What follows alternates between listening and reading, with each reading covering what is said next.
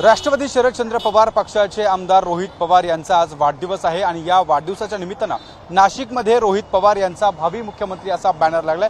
आपण जर बघू शकतो नाशिक शहरातील नाशिक रोड परिसरामध्ये हा बॅनर लागलाय आणि सध्या आगामी विधानसभा निवडणुकीच्या पार्श्वभूमीवर अनेक राजकीय नेत्यांचे भावी मुख्यमंत्री असे बॅनर त्यांचे समर्थक लावतायत। त्यामुळे कुठेतरी आता रोहित पवार यांचा देखील भावी मुख्यमंत्री असा बॅनर लागल्याने राजकीय वर्तुळात एक चर्चा सुरू झाल्याचं पाहायला मिळतंय। काल देखील शरद पवार हे रोहित पवार यांच्या मतदारसंघामध्ये विविध विकास कामांच्या उद्घाटना प्रसंगी बोलत असताना त्यांनी एक सूचक वक्तव्य केलं होतं।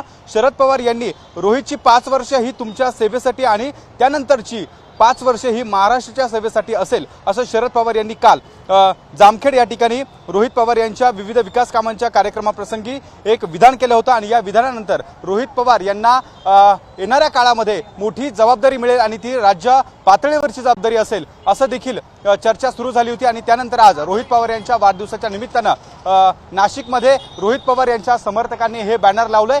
भावी मुख्यमंत्री खरा वादा रोहित दादा असं या बॅनरवर आशय आपल्याला पाहायला मिळतोय। एकंदरीत रोहित पवार यांचा भावी मुख्यमंत्री असा बॅनर लागल्यानंतर आता राजकीय वर्तुळामध्ये या बॅनरची चर्चा सुरू झाल्याचं पाहायला मिळत आहे। कॅमेरामन मयूर बारगजेसह शुभम बोडके, एबीपी माझा, नाशिक।